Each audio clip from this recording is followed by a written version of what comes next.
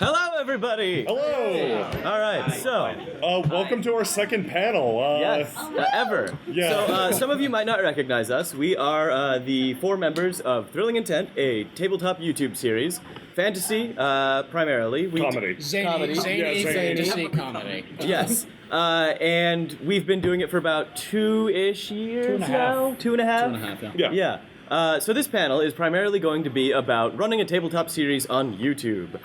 We are mostly going to be talking about the aspects of just making it look nice, I guess. We'll talk what we know, and we should preface all of this with these are not rules. These are not the hard and fast rules. This is just what we found works for us. Yeah, We this are is not literally necessarily just- authorities, so Yes, Yeah. we are all self-taught in our respective skills. Yeah, sure. Do we have skills? Nah. No? So anyway, just to introduce ourselves, to my right is Jay. He is the GM, video editor, Right. and general problem causer. What? Yeah, I put the show together, False, that's me. front and back. It's a good time. Pleasure to meet y'all. I'm Fust. I play a character in the show. I play Ash. I add portraits, and I clean audio, and I do a large portion of the YouTube stuff. And various assorted other things, like making beds and whatnot. And to my left, I'm Matt. I play another one of the main characters in the show. I also write songs, character themes for a lot of the characters, write stuff, and take care of our Patreon. and then to your left, speaking to the mic. I'm Jackson. I play one of the main characters, and I do all the arts, animation, and visual stuff that Faust makes move around on the screen. So yeah, we each bring something different to the table as far as running this series on YouTube goes. What? I brought that. Oh, thanks. Yeah, see, we all contribute. But anyway, where I'd like to start is sort of at the beginning. We didn't really have an idea of what we were doing. We had a clear vision, but not a good idea on how to execute it. And each of us had a different idea on what we wanted to do. Oh yeah. Initially, we were just like, yeah, let's make a tabletop series. Simple. Simple, right? No. So We were dumb and arrogant, I think is the best way to put it at the very start. Yeah. we're still dumb and arrogant. But now we have a slightly better idea of what we're doing. Exactly. No, at the beginning, we didn't really have an idea as far as presentation goes. We knew that we needed to record something, we knew that we wanted to edit it, and then we knew that we wanted to upload it to YouTube. YouTube is what we picked for our podcast because it has a visual component. If, say, one of you in the audience wants to make your podcast, if it does not have a visual component, I would recommend something other than YouTube. But YouTube is sort of what everybody goes to first, Yeah. since it's a video monopoly. But you should look at what type of content you want to make. Yes. Twitch, you live stream it. YouTube also does all of these things. Poorly. Sorry, YouTube. Not sorry. But or if you're looking to do just audio, iTunes is a good way. But if you're doing it on YouTube, there are things that you want to have to make it justifiable to be on YouTube. Those mostly visuals, I think, and they don't have to be complicated. But if people are watching it on YouTube, and a lot of people just put it on in the background, but it definitely helps to have Something hit to look certain at. beats. Yeah. Sure. Yeah. Characters on screen, or just some indication of who's talking. Yeah, just to give an example of what we do, it is pretty simple visually for the most part. Sometimes we spice things up and add like an animation that you draw. That's how you do it, right? Yeah, I make it. Okay. But for the most part, our visual component is just a recording of a program called Map Tool. We are all located in different spots across the United States, so we play online. Map Tool is a program that connects us all online and gives us like a virtual tabletop to move stuff around on. So like, say this represents a character. We can move it around, and Map Tool simulates that. And And a then general top-down idea of where Yeah. each individual character is in a given scene. There are lots of programs for this. MapTool's a good one. Roll20 is another one you might have heard of. Roll20, yeah. And These are all for if you're doing things digitally, Yes. not in one space. Right. You should also consider a camera setup If you're into that sort Yeah, of if thing. you're doing a If live you do action have thing. everybody in the same space physically, then that is definitely something you can do. We don't have that luxury. Right. There are lots of shows like this that have everybody around a table, have a nice set and everything. So if you have a lot of money, make a nice set. And to clarify, there's basically there's two major types: live stream, which is everything's occurring live, or video on demands of live streams. You've done everything, no editing, no nothing. Or there's what we do for our main series, Thrilling Intent, which is edited. There's some post-production work that goes in, and these animations that he's talking about come in post. Yes. We record the digital tabletop first and bring in everything after that. Yeah, so to give a breakdown of what happens before an episode gets to YouTube, just to give you an idea of the process, very simplified, is the session is designed, then recorded, and then edited. We take out just any faffing, anything that takes away from the main focus of what we do, which is to tell a story. So we take out like roles, we take out out of character moments, we take out most out of character moments. Yeah. Some of them we If leave. it's funny enough, we leave it in. Exactly. Lots of laughter. Lots of laughter. And then we take out stuff where people like leave to go get drinks, etc. But after that, that gets small visuals added to it, like portraits or animations or music maybe or sound effects. And then we upload that to YouTube. And then once it's uploaded to YouTube, we set the thumbnail for the episode. We do the title, the description, the tags, and then we tweet about it. And then that's the episode. So that is like from beginning to end, a very simplified process of how we do things.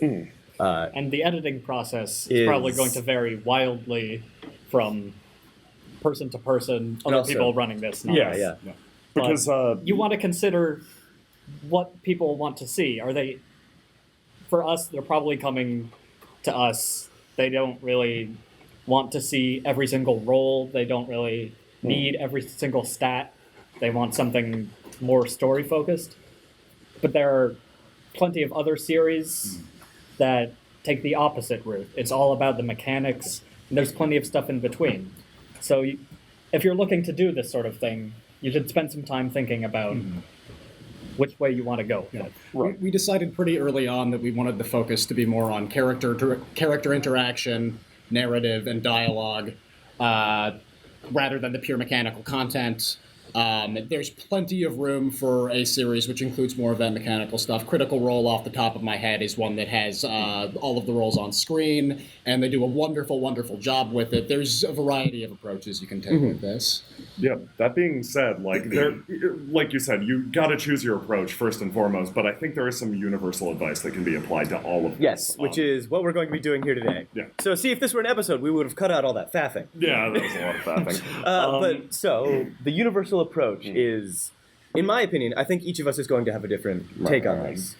Very universal. Yeah. Well, but it all combines to be a universal approach because we each bring something different to the table. What I like to focus on is style and presentation. I think it's very important to remain consistent. Actually, that's a better one. Consistency in everything. If you're going to be releasing something, make sure that it comes out at the same time every time. Sometimes we don't follow our own rules. More or less. Life gets in the way. It's more Well, important to Tuesday's our release day, Yeah. and it varies wildly on that release day. but Tuesday. We get it out Tuesday more or less. But consistency is very important. If you release something, it's for the audience's sake. If you're trying to build a viewership, you want to make it happen on the time you say it will happen every time. And then people will come to trust that. They'll build a habit of coming to check it out, and it'll become part of their routine. And then building on that consistency, you want to have a consistent style. You want to present everything the same way every time, unless you are telegraphing changes. Because sometimes you want to mix things up in the show, or maybe you want to add a new component. But having a consistent style in addition to a consistent release schedule is, in my opinion, of utmost importance. If people know that they can expect something every week Yeah. on a given day, then Yeah. you're going to get more people interested in that than if you have an incredibly sporadic thing where you're releasing one month to the next month, Yeah. et cetera, et cetera. Just consistency is good. Yes. Yeah, like you said, consistency very good. It's Consistency, very good. even consistency very good. Basically, like this panel is set up maybe, and I don't want to give this implication that tabletopping on YouTube is this big, new, or different thing.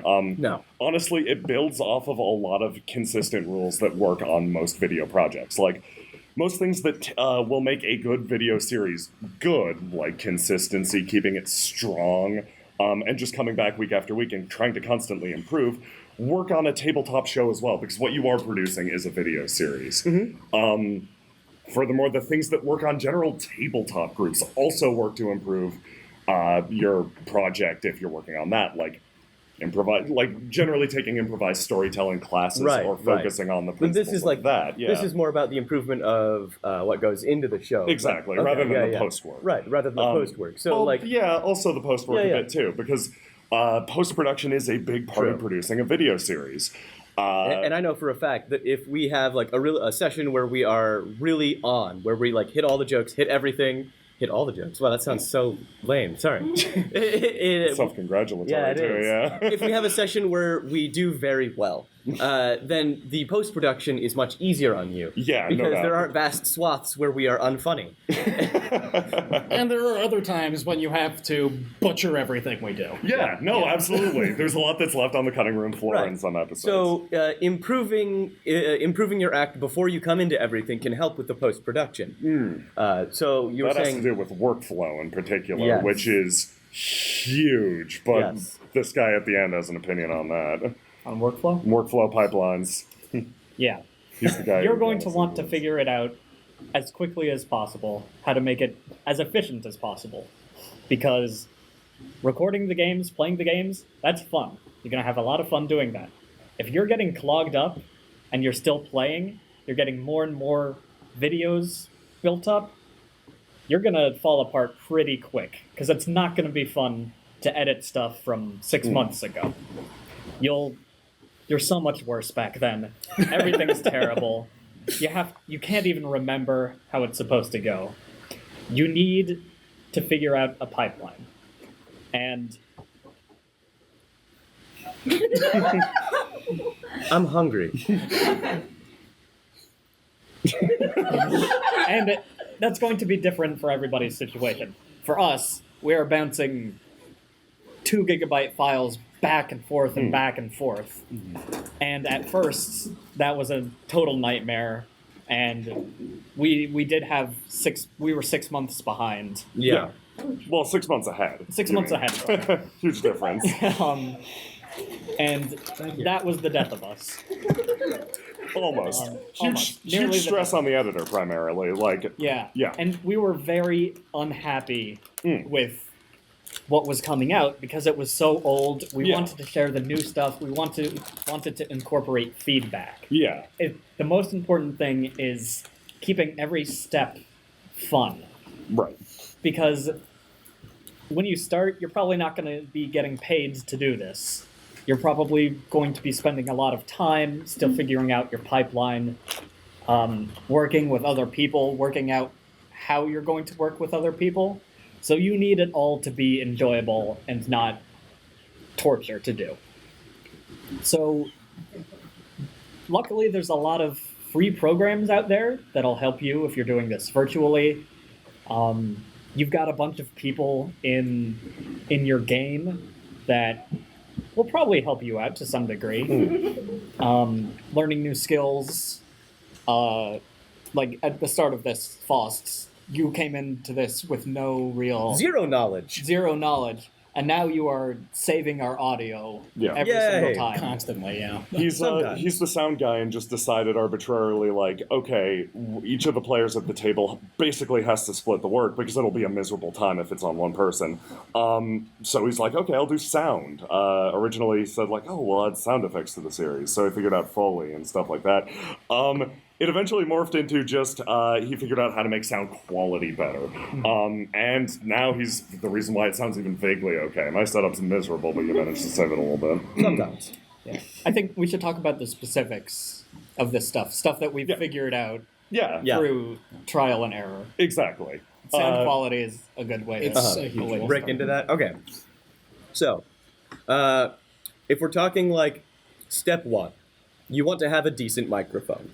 No matter how good you are at like post-production work, if you don't have a good mic, if it's not recorded well at source, you can't save it. It's done.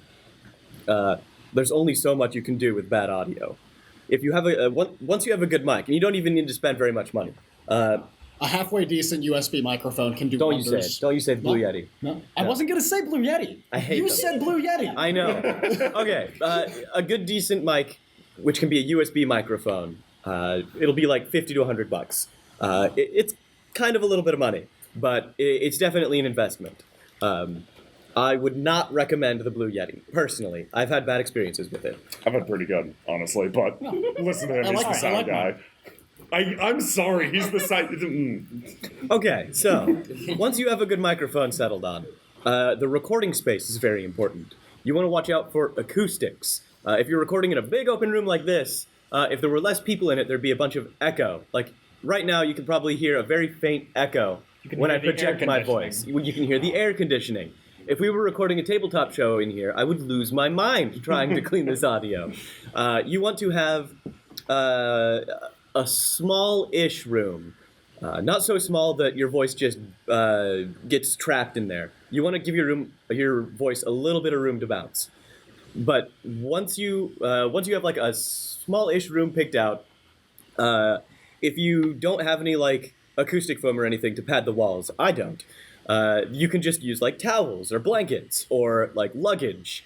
I have a setup at my house, which is my quote-unquote recording studio, which is just a mid-sized closet that I've taped blankets to the walls, and it works very well. It doesn't look good, but it boy does it work. So once you have your mic, your place of recording set up, and let's see what else. Next would be picking a DAW, a digital audio workstation. Audacity is free. Use Audacity. It's really good. Yeah, it's great. It has some very good noise removal software because no matter how well your mic or how well your recording situation, there will always be a little bit of noise that slips through unless you're using a very expensive studio. The best part is it's easy. Yeah. Because this is the stuff that takes everybody to Yeah. be in on. Yeah, Your players are going to fight you when you say you have to turn off the air conditioning. yeah, You're going to want to turn off your air conditioning when you're recording, by the way. Yeah, Yeah. very important. Close the windows, turn off the AC, put the cat outside. To build on that, this is something that I had a problem with. I don't know if you guys had a problem Your with dog? it. No, my body language while Oh yeah, I'm you playing. thump the table a lot. I spaz around like a cartoon character. You've done it a couple times during the panel. Yeah. No, like if you've watched me, I am trying very much to contain myself right now. These other guys don't really have this problem, but like I'm constantly leaning forward, leaning back, like I gesticulate wildly even though nobody can see me. And this actually works to the detriment of the audio. If you're doing a webcam program, that's actually a different issue because you want to be animate. But if you're doing pure audio, you don't want to be like swishing your hands back and forth. If you can manage to not hit the table, body movement does affect the Matt! Yeah. Body movement does affect the quality of your voice. Yeah. Because all of the voice is coming from around Right, here. right. And like shaking, moving, Yeah. and doing all that creates I different... feel like I should reiterate. I'm Yeah. not saying the body movement's bad. Right. Not that I'm saying you shouldn't move away from the mic when you talk sometimes because you're like, Right, oh, now it's right. my time to relax. That's what I do. I used to have a much bigger problem with that, Yeah. actually. Yeah, you want to try and stay a more or less consistent distance away from your microphone so that you have Yeah. regular audio quality. Microphone arm and a pop filter are dirt cheap. Right. And then you can get that right up in your face, and then you can't move anywhere. That's how I do it. I have Yeah. to stop myself, trap myself in there. Yeah. And it makes it better. So, DAW. Speeding through the audio, because I want to hit some like of the other aspects of it. Once you have your DAW picked, then after recording, you import all of it in there. Since we have a couple different tracks, what we try to do is we'll have a signal that we sync up all the audio to, because it won't necessarily always be just drag and drop and everything synced. Once we start recording, we give it a couple seconds, and then we ask a question and go for an immediate response with a hard, I can't remember the specific term for it, but a hard letter, like a K, T, or something like that. Or at least I try to. Sometimes we get words like spaghetti for the response. I'm not sure if you ever communicated to me that I was supposed to use hard sounds. No, I didn't. Okay. But what we do is once we've started recording, we'll say, okay, now I'm going to ask a question. Then we'll ask the question, and usually it's you asking the question because you kind of have the GM master track. And then all of us responds in turn to a separate question so that we can all get all the audio synced up. I want to clarify this a bit. Every individual player for us records their own audio track. Yes. Yeah. It's not like we're not recording Skype. We're not We record locally. Yeah. Everybody records it locally because Skype butchers audio quality. What you get over Skype will be not only slightly comedically mistimed, it'll be hard to cut, and the quality will be lower just because it's coming in over a program that's built to transmit audio quickly rather than qualitatively. What you want to do is still do your game over Skype, please. Yeah, that's how we do it. Or Discord. Whatever. Use Discord. Don't use Skype. Whatever. Nobody use Skype. Ventrilo, whatever your talking program of choice is, please use that. But record every audio locally so it isn't run through the filter of a program that'll drop the quality substantially. Yeah. So, picking back up, once you've synced up all the audio, then it comes editing time, that is your wheelhouse, which we'll get into in a moment. And before we do that, we do have the master video track. We have two of us recording video. Yeah, just in case one of them fails, because video's finicky. Redundancy Redundancy and backups. We have gotten our butts kicked by lost footage, corrupted audio, Many that times. sort of thing. Yeah. It has happened enough that we are incredibly paranoid about it. And still, it can happen. And still it happens, despite all the redundancy. Yeah. The safer you are, the happier you're going to be when something does go wrong. There's a possibility you can save it. So, make sure you have lots of space on your hard drive. Save multiple copies of stuff if you need Multiple to, copies. External hard drives are your friend. Yeah, there's that table thing you're doing. Yeah, I do it frequently. Yeah, I know. And learn how to nicely encode your files without dropping the quality very much. Because if you're keeping all of these locally and also giving them to other people, it's going to start to eat up space. But you can decide, do we really need stereo audio? No. Mono, half-ish the size. It's really important. Yeah, that's a quick note about audio. I wouldn't recommend using stereo unless there's a reason for using it. Stereo, it's got the left and right tracks, which simulates space pretty much. If it's just like, say, if it was just me talking right into the mic and there was no need for any, like, these guys to my left or right, then I'd just use mono. Like, And these are for the individual tracks. yeah, absolutely, yeah. But when you put it together, it is a stereo file. Yeah, but for recording your files locally, use mono. And if you're not sending them to someone who needs to edit them, send them as MP3s. If you're sending them to an editor, send them as WAV files, because MP3s lose quality each time they're saved. They're good for, like, if you just want to put music onto your iPod, or if you want to send somebody a quick take that you did, send an MP3. That's something that works with the workflow, is since we are bouncing files back and forth so much, getting that file size down when you don't need the good quality, very useful. So we can use really bad versions, really compressed versions of the audio or video for you to edit. And then, in most programs, it's simple enough to switch out those, to automatically switch out those bad tracks with the actual thing. So, do you want to, like, talk a little bit about editing, or? I wanted to, editing is, okay. Editing's a tricky one, like, I can't cite off the settings I use off the top of my head. Editing's a tricky one. any course you take in video editing will, if you decide to go with an edited tabletop, will help you out tremendously getting into it, because editing is about understanding not only the program, but understanding the flow of conversation and just putting it together in a way that's pleasing. There's ways to cut so that there are long silences between jokes, words, etc., where you give them time to sit in, and there's ways to cut so that everything is just really Punchy, fast, yeah. Basically, I hate to be that guy, but like, you need to find your own editing pace that suits you, your group, something that works for you that sounds good. You won't know it until you do it. It'll take some trial and error. It took us a little bit to settle into an editing style. Oh yeah, yeah. But beyond that, as an editor, your biggest thing to fight getting in before you can even get into like, oh, I'm going to start cutting this up, is the files. Getting everything from your group can be a real pain if you're not doing something like one player's recording a master track of Skype, which you shouldn't do, in my opinion.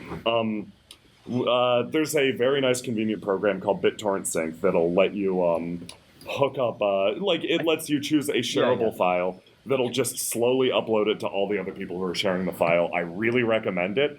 As an editor, it saved my butt that Jackson just has a file on his computer that contains everything he works on, pretty much. Mm-hmm. And, like, if he's asleep or whatever, I can just pull up his video or his audio or, like, a title card that he made. BitTorrent Sync will save you. It's a very good... It's better... in my opinion, it's better than Dropbox and OneDrive.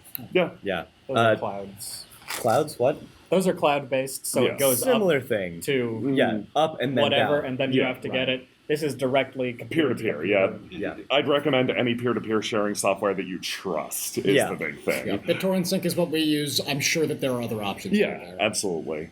And it's, again, it's easier on your players who are probably angry at you still for making them turn off the AC. Yeah, so like after you record the session, just have them save it right into the OneDrive or the BitTorrent Sync folder. Yeah. And have a folder for each player is the rule. Don't basically don't universally share all the like we said, redundancy is good. Don't universally share a file so that, say, Jackson's transferring all this stuff to Matt, because Matt doesn't need it. I'm the one who needs everything, so I share with all these guys, but I need everything. Yeah, you do. But that's because you work on post-production. Beyond editing is the simple process of moving through, cutting everything down, and making it sound good. If you're doing like an actual play that's very unedited, raw, you can get away with very little editing, removing stuff like, oh god, we dropped the microphone, or everybody needs to go to the bathroom, and then that's it. But we tend to go a little more intense than that, just because we don't like to include out-of-character moments in our show. Ours is more story-focused. It's that's a preference, though. Yeah, it's a preference. It's not the rule. Purely preferential. Yeah. But after that, we move on to post-production, which is not something that every show needs necessarily, but that we use. So we might as well talk about it. I think that's something that being on YouTube specifically will inform. Well, yeah. Because you do live streams on YouTube. We'll talk about streaming in a bit, too. Yeah, primarily it's a video-on-demand service. A lot of people are expecting a certain thing from a put-together video. Right. Yeah. And varying degrees of that. Of course, you're playing a 3-hour campaign. You are not going to be as tightly produced as some 3-minute video sequence. This could also be determined by your release schedule. Like, if you're doing it weekly, monthly, yearly. Like, you could put out a really polished product if you take a year on it, but don't. You lose the consistency. Yeah. Exactly. And I guess for all of this, tests. Before people start expecting content from you, you want to make sure that you can actually do it, and do it with some consistency. Yeah. And everyone survives. Yeah. So we got audio, a little bit of editing, and this is, I mentioned it earlier, but style and consistency, which you, Jackson, are largely responsible for, since you do the art. I wanted to touch on that in the presentation of Thrilling Intent. Right. So this was a big part of our first test. We did a session. Yeah. And then we just messed around in different ways, trying to figure out what we wanted it to look like. We watched it, found out what we found most funny and entertaining. And what was repugnant. Exactly. There was a lot of bad stuff that we wouldn't have thought of otherwise, and a lot of good stuff that we brainstormed while we were watching it. Also, our test session was really bad. It was awful. It was awful. Like, It was a legitimately. prototype for a reason. Do you have Yeah. it with you right now? Yeah, I actually do. I've deleted all copies, but I keep one in my wallet. So, as a reminder, You're gonna get mugged. Yeah. So the consistency, I think, is most apparent in the visuals. I mean, you're going to get characters changing, Yeah. roleplay evolving, getting better at hitting your beats, audio quality improving. But the visuals are, as you improve as an artist, as you change how you want things to be presented, that's where it's really going to be important to know what style you're going for, to stick with it, and if you want to change it, to do that in a way that doesn't throw everybody off, because they're coming to expect this certain thing. That's why they like you. So if you want to improve it, do it slowly, or just take real time to think about your intent of what you're doing, what you want to come across, and how to do that better. So it gets pretty annoying trying to make my style consistent with when I started 3 years ago. It's frustrating because I feel like I've improved since then, but I want to keep it the same. And if you start, it's really tempting to start changing everything and going back and doing your special editions and redoing all the art. Don't become Street Fighter. Don't do it. Yeah, your HD Turbo remixes. But by doing that, you are essentially losing all the assets that you've already done. And I think it creates a better product. You can always go back and tweak them, which I do, but I think it's better to have more, and then you have more options, rather than to go back and perfect every single aspect. I really want to do that all the time, but I mean, once I hand that art off and Faust makes it move around, and there are so many options for what the characters can do, even if it's not my proudest work, I think the acting and your puppeteering really makes it shine. Yeah. And other people probably won't even notice some of the changes you would make, but they will notice having a lot more content. No, oh, absolutely. No, and something else I wanted to touch on was the thumbnails, the title cards, and like, it's smaller but equally as important, the Twitter avatar and the YouTube banner. It's all consistent all across. Okay, this is where we're getting back into, like, just general video, like, good video stuff. Like, across the board, this is good practice for any video series, yeah, tabletop or not. Yeah. And we And you have can a lot. find a lot of this stuff on YouTube. On talking YouTube. About Could you so talk we'll about just brush over this? it, Is I think. this is just like this is a pretty self-explanatory thing, but could you talk about uploading and like what goes into tags? Because that is not something that people would necessarily just know. I'll do a quick about what I just mentioned and then jump into that. So maintaining a consistency across your identity, I guess, on the internet is very important. For the thumbnails, we try to stick with a consistent style, and then we also make you make them like very visually attractive. They are eye-catching. I quite like looking at the thumbnails. Thanks. Yes. But he never strays from that style that we've built so far. And then for the title cards, it's similar to the thumbnails.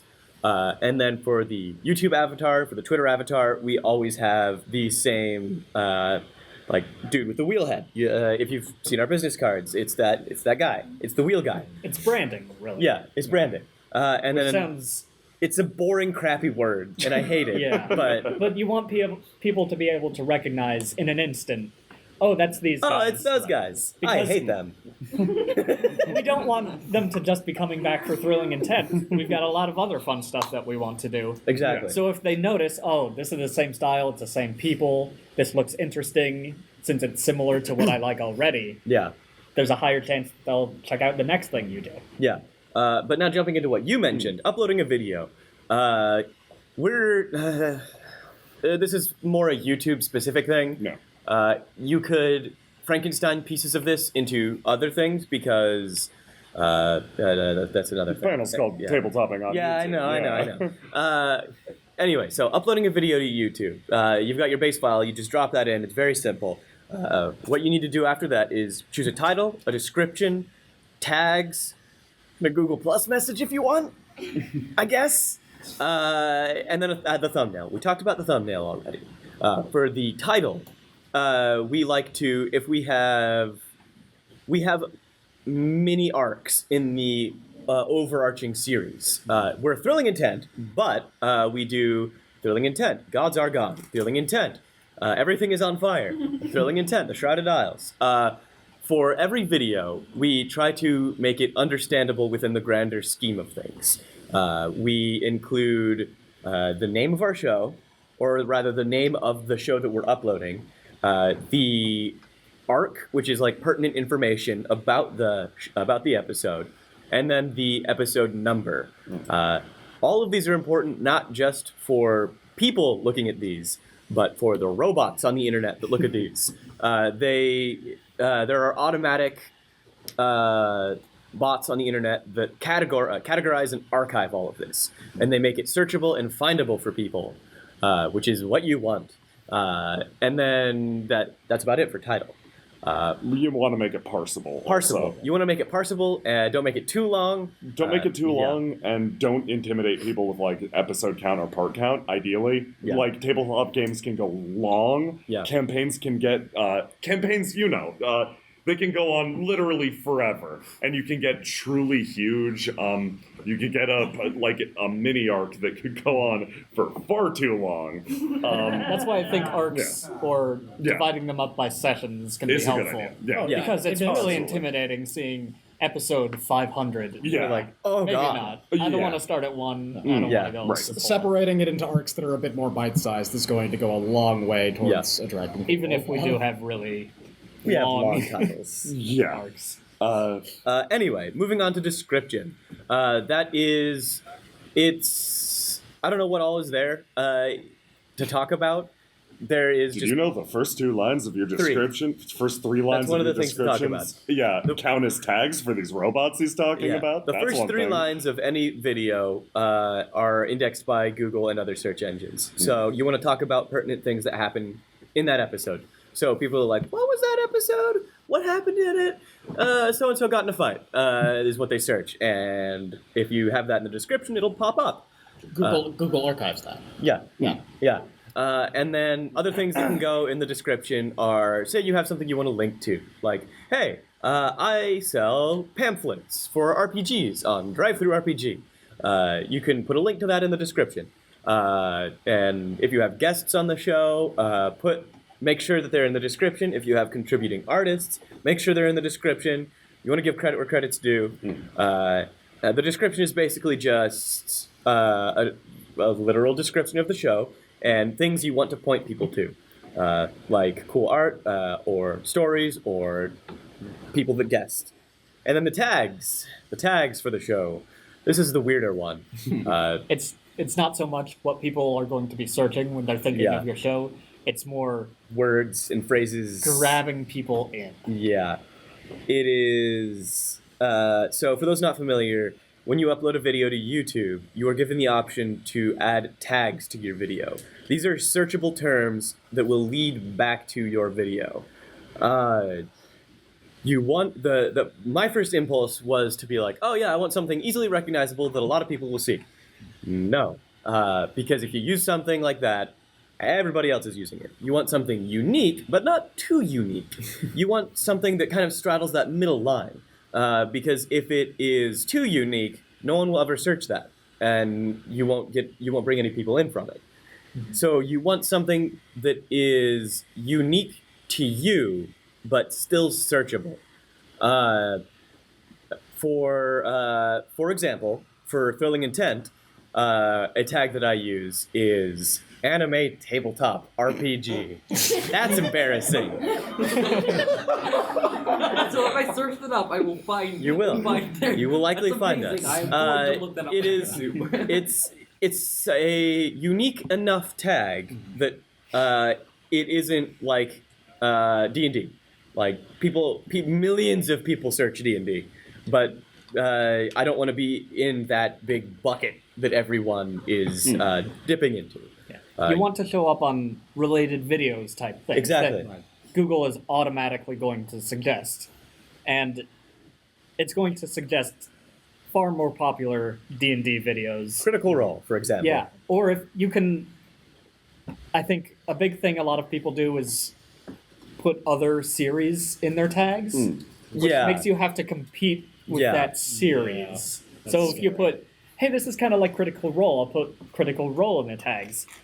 You're just competing with their own videos, which they share far more tags and popularity with. And if I'm remembering this correctly, correct me if I'm not, search engines will actually parse these tags in different ways. So if you have anime tabletop RPG, anime tabletop will be searchable for that, as will tabletop RPG, as will the whole thing. It parses each word individually and the whole phrase. It is odd. Moving on quickly because we're actually running out of time. I was going to say, do we have anything else to cover as far as... Playlists. Very important if you're putting together a campaign. Organize your campaigns, especially if they're arcs, into playlists and give them descriptions, because those descriptions are also tags. So that's searchable. Yeah. That's pretty self-explanatory. It's something that people can just put on and watch through the Actually, I have one last thing before we move on to Q&A. Your YouTube homepage, you want that to look nice. Don't just go with the default thing that YouTube gives you. Set up a featured video, one for returning subscribers, one for new or people who aren't subscribed yet. Sum up the channel. Sum up the channel. Have your playlists organized. Generally, what we like to do is, this isn't common practice. I don't think it's common practice, but I've seen other people do different things. Anyway, what we do is we like to keep our recent uploads at the top, because that will generally be the most recent episode or the most recent live stream. And it gives people like I'll go here and then here. It's 2 clicks to get to what they want to see. And that is what we want. We want to make it easy. No. Do you have something? Yeah, no, God, just general... To expand on general YouTube advice that you'd probably hear anywhere, it's still relevant here. Collaboration's your friend. Yes. You'll make great friends, you'll meet great people, and it benefits your videos. It's win, win, win, win, win. Exactly. That's the big one for me. Live streaming. We live stream with a lot of people. Various people. And it's been an extremely positive, different experience from what we normally do, editing tabletops. But it's been phenomenal. It's been fun. I highly recommend, even if you are doing an edited thing, try a live stream once or twice. The vibe is completely different. You don't need to worry so much about pre- and post-production, and you can incorporate guests more easily, especially if they're one-shots. Yeah. So, I think that about sums up... One more? As far as the social aspect goes, it's YouTube, there are comments. Yeah. Even though YouTube comments are notorious for being terrible, you want to be a part of it. Yeah. That's... Like, we've got a bunch of people here who we've made friends with, who are our fans, who we know and like to interact with. And that's both a huge thing for building a strong community and just making you feel good and feel inspired to keep doing these things. Yeah. It lends power to your work. Don't be afraid to branch out into the comments and into like other emails forms of or media. Tumblr or emails, Twitter. Or just creating outside of the actual videos. Yeah. To expand on that very, very briefly, you want to pay attention to what people are saying about what you're doing. Try and get a general idea of what works for your audience versus what doesn't work for your audience. You don't want to be changing your entire approach based on some random YouTube comment, but if you know that they liked X part of something and didn't like, or if the entirety of the comment section liked X part of something and didn't like something else, maybe you know what to emphasize more for future episodes. And to expand on that very briefly, if you have a vision, don't feel threatened to stray away from it. ultimately, it's about creating what you want to create. Yeah. And that is the last of that. So let's open up Q&A. Does anybody have some questions? Who can talk fast? Cat. You guys were talking about redundancy and that each of you records your own audio. Yeah. Have you figured out a way to record the audio into two different files or something without clogging up your computer's processing power or something? Let's repeat the question for... Sure. We were talking about redundancy. Have we found a way to save a file two separate times, I guess? Or have redundancy without compromising the computer processing power. There are ways to do it. I use whenever I really, really feel like I need that, I actually have a 2-computer setup. So you have 2 actual sources recording. That is easily the most simple way that I could think of it. Easily the most expensive way. Well, you don't need the best laptop in the world, and a relative might have an old laptop lying around. That's how I like it. That's how I was doing it for the longest time. I will say, I haven't personally found a way to kind of save it to 2 separate files, but what I do is we use Audacity pretty much exclusively. After we're done recording, I will first export that to a WAV file, and then additionally save that as an Audacity project file, which if your WAV is corrupted for any reason, you will still have the raw audio data so that you can export it again in the future. And another way to approach that problem is just to take breaks. Yeah. Export your thing, make sure it's okay. Slow walk it, Yeah. And additionally, if you use BitTorrent Sync, if you drop it into the folder that you're sharing, you have a local copy, and whoever you're syncing with also gets a copy. So you have redundancies between everybody who's sharing that folder. Foss has lost his copy before, and I've had it. Yeah, exactly. Questions? You were mentioning playlists before. Yeah. Exactly. I've noticed something in a lot of playlists. Sometimes they put the new videos first instead of last. Good one.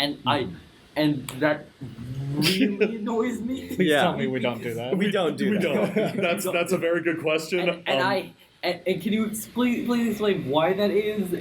Yes, I can explain that. So the question is, why do some YouTube channels put newer videos first in a playlist? The problem is, once you go to watch that playlist, you'll watch it in reverse. Yeah. Right. The reason that happens is because YouTube does it like that automatically. Yeah, that's the answer. Yeah, no. So you've just got to be careful when you're putting them together. If is you're what it putting comes together down a to. campaign like this and using a playlist to unite all the disparate parts, put them in chronological order, not in order of release. Yeah. Very good point. Oh my god. That In the same regard, you might be tempted, like we have it in our videos, watch the previous video at the end of your tabletop thing. That makes literally no sense. We've We've been doing it for years. We've been doing it because it's there, but if you think about it logically, who's Doesn't going to make watch it. the entire thing backwards bit by bit? It should be, if there's going to be a button there, it's start at the beginning of this arc. Yeah. There are annotations on YouTube now. You can be next episode and then put it in later. Yeah, please do that. Our method is bad. Does anybody else have any more questions about tabletop, running a thing on tabletop, YouTube, whatever, words? Yes. Actually, you have a question about advertisement. Do you Okay. use that, and would you recommend it? So the question was about advertisement and do we use it? We did for a little bit. We did, yeah. Through Not currently, but we yeah, have. not currently. We went through for a while when we were first getting started. There is an awesome site called Project Wonderful. It's basically a community of creators who have agreed to allow other creators to advertise on their website if you give them a small fee. Basically how it works is you get this vast pool of websites that you can potentially advertise on. And say you find a website you want to advertise on. You look to see if you have the right size picture for the spaces they have available. And then you bid on that spot in competition with other people. So say you want to advertise there for $1 a day. You put that bid in, you get it. And for 2 days, you're there. But then you get outbid by somebody who bids $2 a day, and your advertising comes down. You can then outbid them, or you can go find another site. I would highly recommend looking into Project Wonderful. To like quickly explain our experience, I would absolutely recommend that advertisement starting off. Yeah. We did it until we felt like it was a little self-sustainable. Then you'll get there. Yeah. Like just advertise for a bit to get your name out, and then once your name is out, hopefully word of mouth will. Keep You're going. bringing money into it, so it becomes an investment. Yeah. So if you don't have art or anything visual, get someone to do that. Yeah. One thing I would say is to pay attention to what sorts of site would be ideal to advertise on. You want something that ideally that would have some sort of confluence with your viewer base. Right, so try and look for websites with Similar interests. with similar interests. Really good question. Yes. You. Yes, me. I was kind of curious as to where you share your videos to, and how, what are some of the best sites to share to, as well as how do you share to a certain group without sounding like just a blatant, come check out my video. Are you talking about like the advertisements or? Right. No, just like personally. Personally. Yeah. The question was, where do we share to, and how do we not come across as just schmoozing? Huge shills. Yeah. Huge shills. I don't know if we've actually done that. Well, outside of Twitter. Okay. Outside of Twitter. Yeah. Okay, here's the thing. Like, we, very early on, we very carefully tread this line because you always wonder, like, oh God, am I being too, like, please come watch our thing. Yeah. And, some mistakes were made. We did we shilled once or twice, I think, very early on in the career. But, well, there's no shame in shilling. If you truly believe in what you're doing, shill it, please.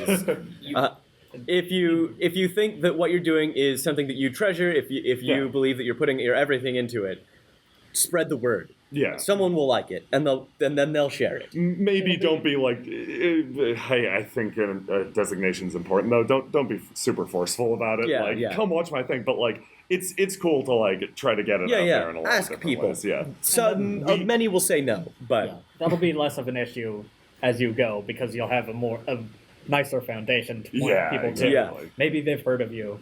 And So it gets better. The main platform that we use It to always announce and sucks share at the videos start. is our Twitter, which it's a good site for it because only the people who follow you and are interested in it are going to see it. But then they also have the option to share that as well, so you can maybe get some more viewers in like. And like to just as a closing note, like the rough stuff. Yeah, the rough stuff is primarily at the beginning. It gets better every week. Like as you figure things out, as you get it up and running, it smooths out. Like you need to worry about fewer and fewer things. You get different worries, but there are always worries. There are always worries, but it gets better every week. I cannot stress this enough. The more you do it, the better you get at it. I think we have time for like one more question. You've had a question for a while. Who? I heard a lot of experience from your audio end. I also want to hear from your video editing end. Yeah. What the programs you've used. I used Premiere. I've used Avid in the past. Avid was, I recommend Premiere over Avid. Do you want like I wish I'm gonna repeat the question. Oh, please. Right. So the question was, we talked a lot about our audio experience. Could we share some of our video experiences, specifically with editing? I strongly recommend Adobe Premiere. If you like, if Movie Maker is like all you have access to, go for it. Like, start with whatever you got. There's lots of free stuff out there, and lots of good tutorials and Adobe's places to start. paid subscription is a little pricey, but like it's a monthly thing. You can get a monthly thing and just try it, which is kind of nice. Yeah. No, I highly recommend Premiere. Basically, what you have to do as the video editor, which is kind of a pain, is you need to mess with everybody's recording setups. Like, you are the guy at the end of the day who makes sure that everything fits together okay. So any issues that they face, they're coming back to you. Whether it comes to wrong screen resolution for the longest time with this guy, or like just the general improper frame rate, or that was a different issue for going through Yeah. tens of different programs before it gets to you. Yes. You need to smack us when we're not doing it as efficiently as possible for you. Oh, this is also a smaller thing. As the video editor, I also recommend, this is preference, being the GM. Like, I think you gain the most by since the video editor at the end of the day chooses the flow, chooses the direction, chooses what goes into the episodes. It's best that you're also the guy in the first place who chooses what goes into the project. It's personal preference. Yeah. Well, the GM most likely has the best understanding of the flow of the session. Yeah. And likely will have the best idea on how to cut that session, if you're cutting it. If you're cutting the session, yeah. Listen to the editor. Listen to the They're editor king. pretty much. They have to deal with all of your crap. God, I wish I could go into more detail on that. Yeah, video editing is a tricky thing because it's very much, once you've got it set up in the program, it's your own personal style. Yeah. It's all your own, because your group will bring a different, their own styles, and you have to like make all that mesh, and then you have to cut it yourself, which will add your style to it. So the jokes will be, I guess rather than the jokes specifically, the beats will be at a unique time for you, and you'll decide when to hit the comedy, the drama, et cetera, et cetera. Right. Were you wondering more about like the technical side of things, or just video editing in general? Yeah, I want to hear the technical side. Technical side. How you make everything mesh together? You've got like 4 different guys. Yeah. This is I'm Premiere. I do the background track. He's After Effects. He does the foreground track. Basically, like explaining what that is. The background track is just map tool. That is, if you've seen any of the videos, that's just a little tabletop program where the pogs move around. After Effects adds the portraits on top, and then any special effects on top of that. And as far as organizing all of the tracks together, have you used Premiere before? A little bit. A little bit? Okay, so you're sort of familiar with its file scheme. You just drag the files in, you import them, and then you'd need to make a new sequence, which is basically what you'll see on the timeline whenever you're editing it. And to explain, each track is a lot like a layer in Photoshop. Yeah. Upper tracks go first visually on the screen. They're in the foreground. Like track 1 is your lowest track. It's your furthest one in the back. That's map tool. Track 2, track 3, track 4, track 5, etc. Are the portraits. Portraits, yeah. Are the portraits that sit on the screen. He makes them dance around. Yeah. This is where the crappy file compression comes in handy, because you're going to be playing back a whole bunch, and you're going to have a lot of files floating around, and you can automatically replace them with the nice versions. Yeah, But I can't imagine editing with those huge files. Get a computer with a lot of RAM. Yeah. Get a computer with a lot of RAM that'll let you just hit space and play. Some computers need to do this thing called rendering the preview, which will waste hours of your life. If you can get a computer that can run a video without needing to render a preview first, you'll be good off. But it can, depending on how complex your video is, ours are mercifully not that complex until we get to the credits, when it's an entirely different nightmare.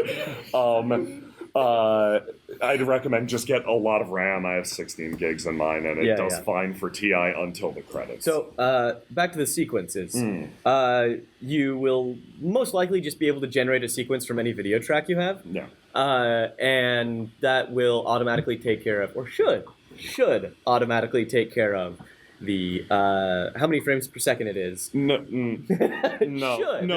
Actually, this is you want to create a template for your See, style. He's the editor. Yeah. You want to create a template for your style that has the proper frame rate, proper size, and basically like this is getting into export settings, and this is some very boring stuff, but You want to find the proper export settings, and you want to create a sequence that matches them. So proper frame rate, file size, etc. You create a sequence from that, and you drag everything into it. So you have your video track from these guys, you have your audio from everyone, you unite them, you slice them, and then you start cutting them all up sequentially so they flow together well. Have an idea of what you want your final product to look like, what it needs to look like. You don't need to see 60 frames per second of no one moving in our videos. So sorry for all you who want to see that, there's no one. But if you don't even go for that at the start, your editor will be happy. There will be a lot less rendering and file transfer time.